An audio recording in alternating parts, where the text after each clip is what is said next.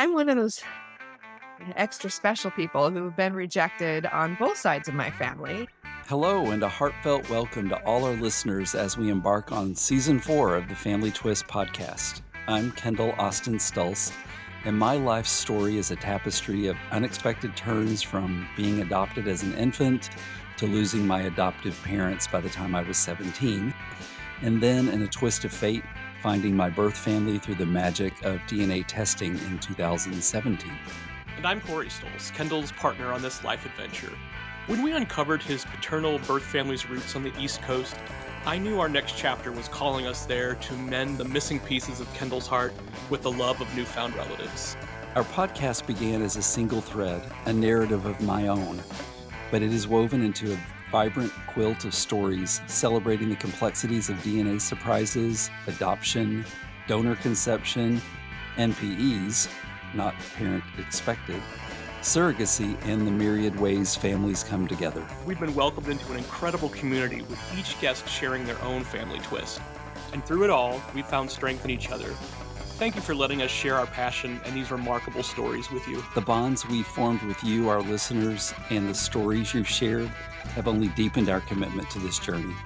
Family Twist isn't just a podcast, it's a celebration of the unexpected ties that bind us all. Thank you for joining us on this fantastic ride. Today, we're diving back into a topic that's both fascinating and deeply personal for us and many of our guests and listeners: DNA surprises.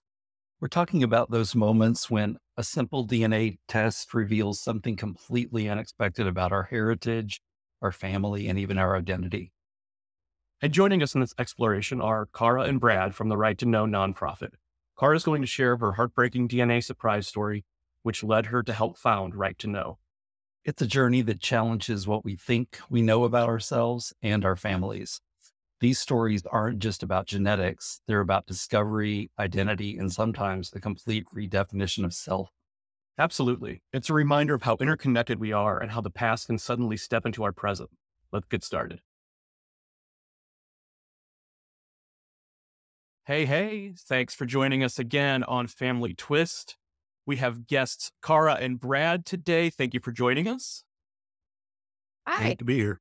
This show is all about DNA surprises, and Cara and Brad definitely have surprises, and we're going to let them get into that and also talk about this very cool organization. Who would like to begin sharing the surprise? Okay, I'll start. Why not? I did a DNA test, like 99% of these stories. I feel like they all start the same way. I did a DNA test because I wanted to see where in Africa my father's ancestors came from. We traced his ancestry back to 3 slave brothers from Texas. And I have 3 sons, and I wanted to do a tour of Africa, like a Finding Your Roots thing. And when you are the descendants of slaves in the United States, you don't know where in Africa you hail from.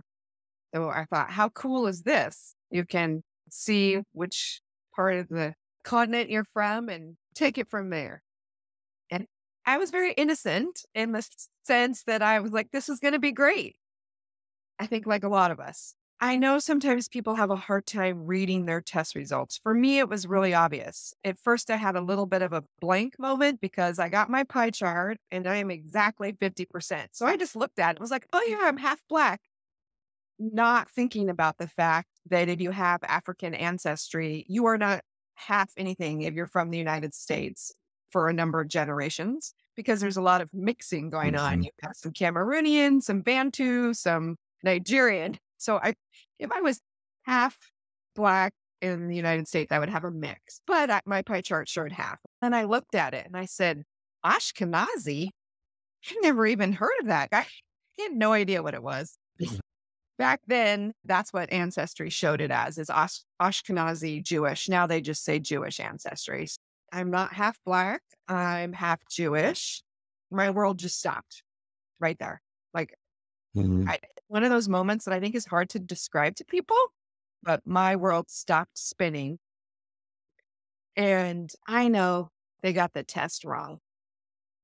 That's what happened. Right. Yeah. So I called my friend who had worked on mapping the human genome. And I was like, hey, I got these results back and they're a little bit funny. And she said, open your thing and check your matches. Do you recognize any of the names? I did that and I saw some names from my mom's family on my mother's side. And I said, maybe they got it half wrong. She's like, that's not possible. I just felt so Right. devastated because I had been lying to everybody my whole life about who I was. What does it mean for me now to be raised? I was 43, 2 days before my 44th birthday when I got my results, that I'm no longer half Black. I'm now half Jewish. And that really sent me into an identity crisis. I could not identify my family right away. It sort of felt like I was living in a purgatory space with no answers to some of these fundamental questions. I couldn't look in the mirror. I avoided the bathroom as much as possible just because I had no idea who I was looking at anymore. And I'm very Yeah. much alone. I mean, who grows up thinking their dad is one person and finds out they're someone else, let alone the Right. giant shift for me. I lived in that space for a few months.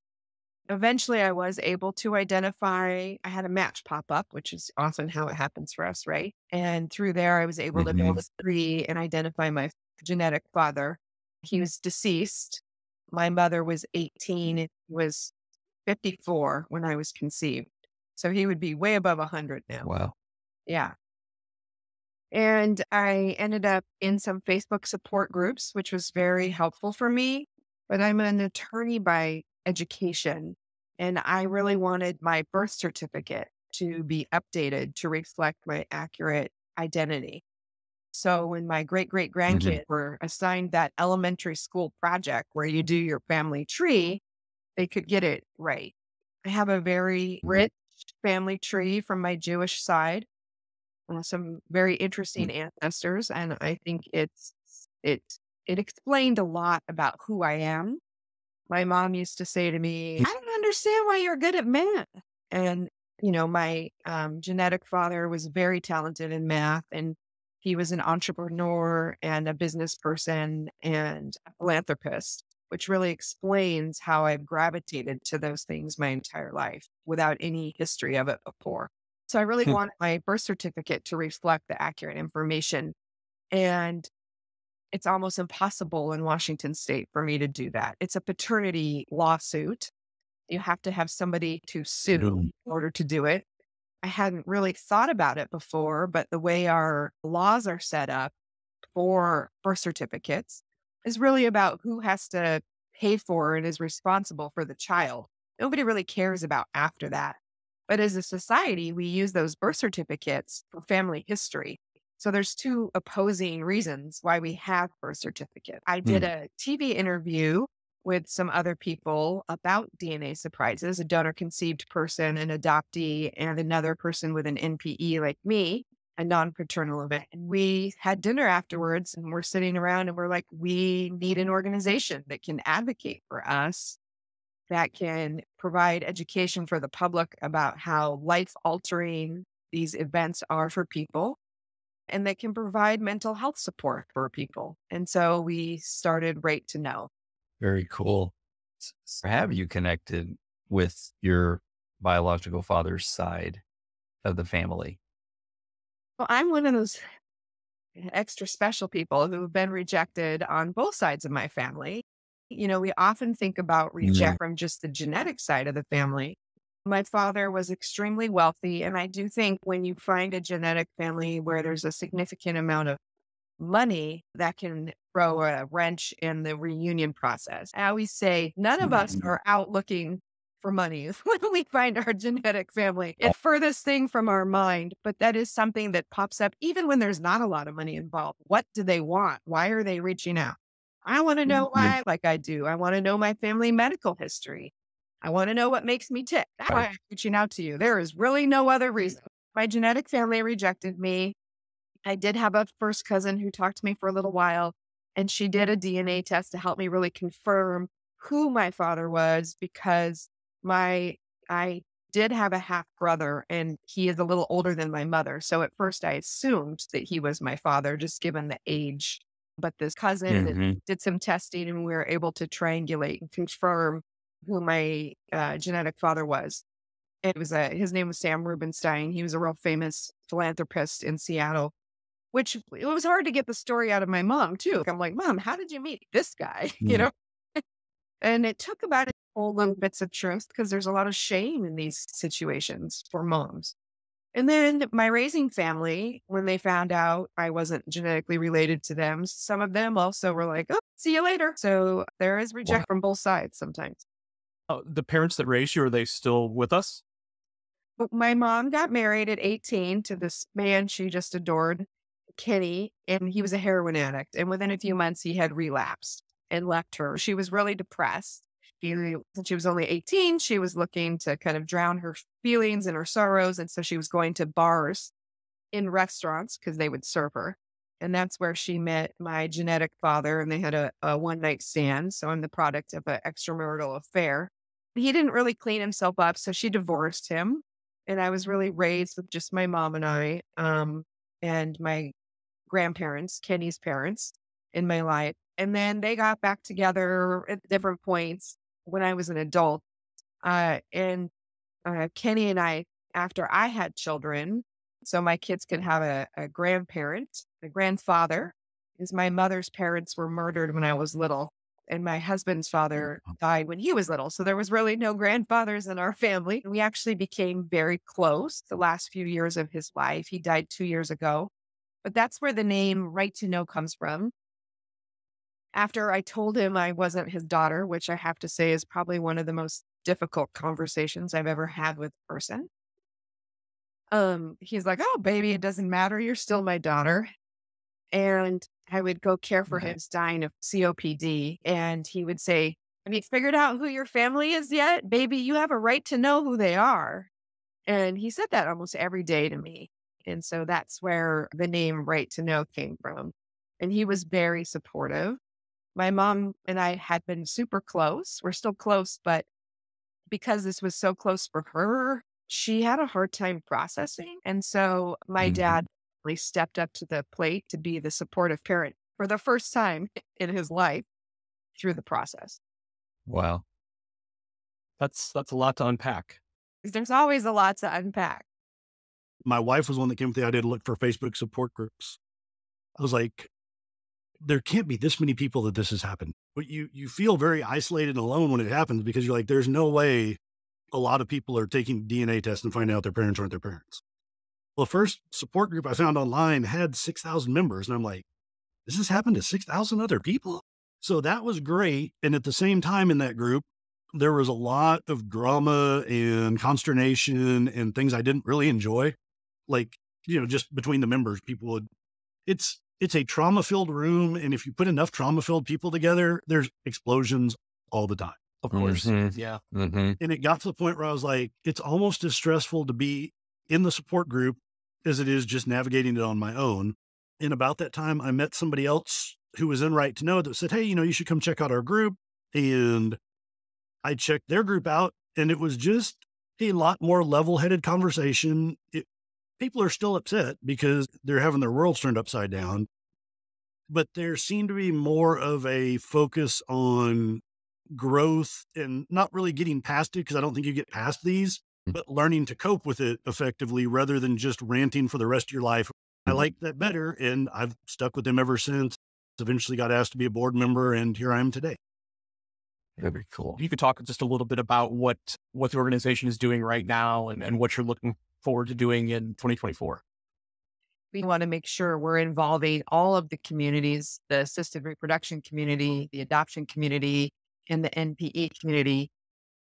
I always say the ripple effects of a discovery just impact so many people and families. Everybody needs help. And that's what we want to provide support for anybody who needs it. Some people have a DNA surprise and they're like, okay, whatever. And they move on. And that's great. And then there are people who are very traumatized by it. I always like to remind everybody there's no monolithic group. We span the level of our trauma, and that's okay. There's no right or wrong answer for processing these things. We have to encourage growth, encourage working through, encourage coping mechanisms and healing as we can. Right to Know has three main areas that we focus on: education, legislation or advocacy, and mental health. So we have a online submission form or a hotline that people call. On average, we average about one or sometimes a little more depending on the time of the year because everybody gets that gift for the holidays. And we're listed on Ancestry as a resource. We get parents calling us, hey, I want to tell my kid that they're donor conceived or adopted. How should I do that? Or we get people who have a discovery and we have a mentor program. We usually try to match people. If you've had a significant ethnicity shift, like I did, and you found out you're half Jewish, like I did, we will pair you with somebody else who found out they were half Jewish, who's just a little bit further along in their healing process. Our mentor program is really robust, and that's really where we get a lot of outreach in the mental health side of things. The Right to Know has created some classes, or certified continuing education classes through the National Board of Certified Counselors to give them continuing education credit to learn how to help those of us who are reaching out to them, because it's such a broad scope of things that are impacted. It's huge, so important because, we've done 60 or so of these, and there are a lot of people that, they go that route. They're willing to go to talk to a therapist, but they're not prepared to help them that way. And so, and obviously, as you know, the community is getting bigger and bigger.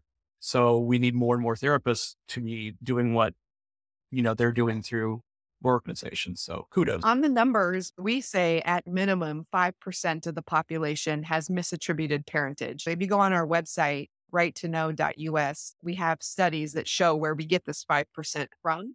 So as more people do the over-the-counter DNA test, more people are going to be having their discoveries, and they're going to need help and support. And one of the ways that we do that is through education. And that's really what we've been focusing on in this last year at Right to Know, and we'll continue to focus on. We're trying to get outside of our echo chamber and talk to other organizations, spread information.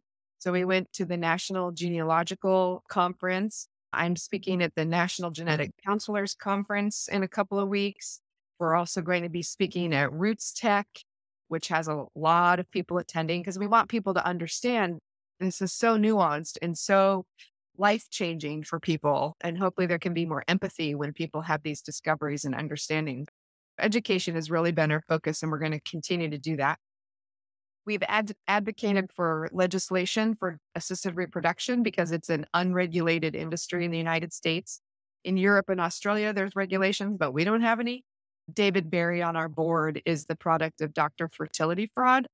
And so we have passed legislation in one state making it a crime if there's any sort of lying at all in assisted reproduction, including by the donors, as well as creating a civil cause of action.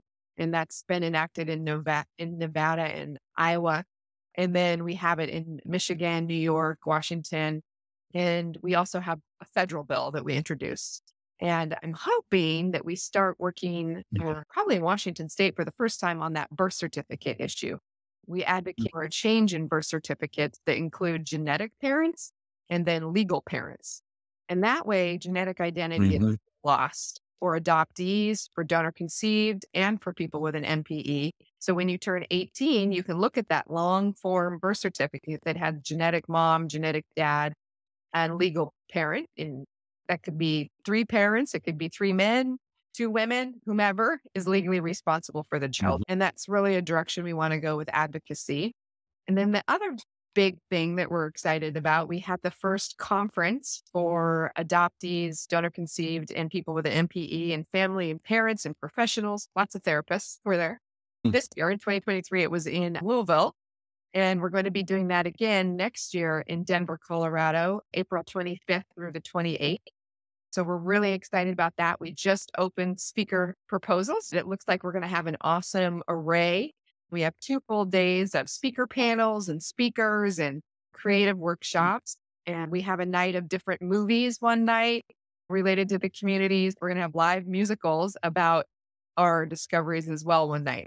It'll be a lot of fun. I went to my first conference like this, about a year ago, for birth moms in adoption and adoptees. And it is amazing to walk into a room and just be fully understood. Like, you don't have to explain your discovery to anybody. And it's like this weight you didn't even know you had that you wear all the time is gone. It's an amazing feeling. So I encourage people to come have community with us for that. That's great. Awesome. That's wonderful. Well, I know this isn't going to be the last time that we connect with your organization, because you're doing amazing things, and, other members of your board or members of the organization that are open to sharing their stories. Of course, we would love to have them on as guests, because I think it's so important that more people, share their truth, and it's going to help that next person who hears stories like yours to, start to realize that, okay, well, maybe I can start coping a little bit better too, and then share my story and help that next person. We'd love to stay connected. So it would be. It's been awesome. It's been great to chat with you guys. Maybe we'll see you at Summit. Thank you. Yeah. Kettle just wrote the dates. I think I underestimated how therapeutic that this podcast would be for me. And I can only see that these types of events would just help me more, because my story has been overwhelmingly positive, but there have been some bumps along the road, and I never expected to have the bumps, because I'm very delusional sometimes about how things are going to go. And so I could use the extra help by finding community. Yeah. My first conference was the Untangling Our Roots this year. And it is just being around people that understand already the trauma side of it, and you don't have to worry. I'm assuming you're in the same boat I am, that if anybody asks part of my story, I immediately try to decipher, do I want to tell you my story? Do I want to open this can of worms with you? Do I just want to really gloss over this and not talk to you about it? And to be in a room full of people that there's no hesitation. I mean, people are still surprised because everybody's story is still like, oh my God, I can't believe that happened to you. Right. It's still a room full of people that have all had it happen. And there's not that, the first time somebody looked at me and was like, well, what's the big deal? I was like, well, call me when you find out your parents aren't your parents and tell me if it's a big deal or not. Right. So to not have those questions and just be able to be like, yeah, everybody agrees. It's a mess.